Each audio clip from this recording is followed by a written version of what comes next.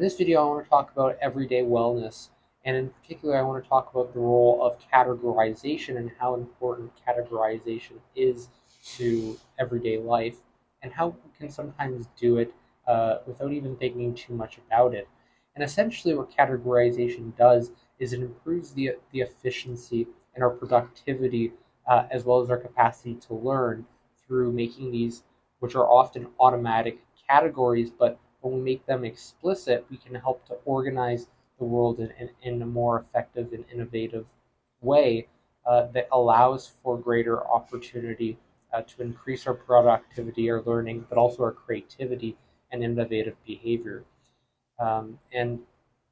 overall, categorization takes what's very complex and helps to simplify that by creating often these semantic, these meaning categories that can have word-based or visual connotations to them, various sensory connotations that can be sound-based, but they tend to be mostly visual and word-based semantic connotations. So the meaning that we get within particular categories that specify things, say like colors and specific types of colors, you could categorize them as say cold or warm, bright or dim, and various degrees of richness to that color. And maybe they're also kinetic colors, so you have flashing lights, or you have state colors that are stable, so they're static, right? So there's different ways we can start to go about categorizing uh, things and phenomenon in general, and how we go about categorizing that can improve our productivity and our efficiency, and generally do. And they tend to scaffold learning and help to specify the level of learning and improve our level of learning. Um, uh, so when we categorize and we start to learn how to really master categorizing, not within just the psychological, but within a psychophysiological space, we can start to understand also how it can apply to uh, certain productivity hacks, such as regularly cleaning your room or organizing the spaces that you inhabit in particular frequently, and which you also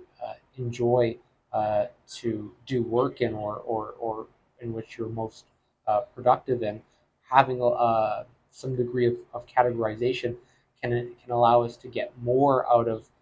our everyday experiences, and being within a particular space through sorting information into more concise categories of representation. So we start taking clutter that's in the environment and also within the self, and we can start to put that into compartments, and compartmentalize that, which makes it easier to access and more efficient to process in relation to these categories that are formed. And oftentimes, when we form categories, we open up the opportunities to make associations with a large cluster of information that we've sorted within a category of representation that we can easily access and start to think more laterally and creatively. And when we start to think about this across various mind, body, and environmental constituents, we can start to see how we can get from creative thinking into more of these innovative spaces by taking the categories that we come up with in our heads and start to maybe form systems of organization out in the environment, and start to categorize aspects of the environment or sort things in the environment, and maybe um, start to make physical associations between different categories and representations in the environment more easily because we have done so, and allowing our brain on multiple levels to process this information more efficiently through what's available through our direct perceptions within self subjectivity, but also immediately within our surroundings. So when we have, say, things organized by category in a physical environment, our brain's processing stimuli in relation to that in a more efficient way. Um, that is related to the sensory precept. But when we start to categorize things internally, we create more of this processing uh, stimulation through ourselves, through a willed route in which we've created that category, and we allow to make these associations more readily through improving the efficiency of processing by taking a bunch of information and categorizing that in smaller chunks. And they're slightly separate because one's occurring in self subjectivity and has to do more with how we're forming these associations directly within our perceptions and psychological processes, while the latter uh, has to do more with these sensory precepts that are formed from a direct connection between the self, the surroundings, and the environment, in which if we're in an organized room that we have these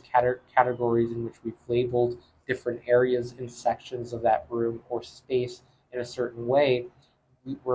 haven't just done that through a psychological or perceptual process. We've done that also through a physical and physiological process, a behavioral apparatus there, and that allows our brains and our sensory inputs that are converting that into through our precepts into perceptions to process that information more efficiently and effectively and access those informational and meaning resources more readily that way. Uh, so that's just a little bit to say about that, and that can go a good way to improve our everyday well-being and foster a positive self ultimately. That's all I wanted to say for this video. So I hope you enjoy it. Bye.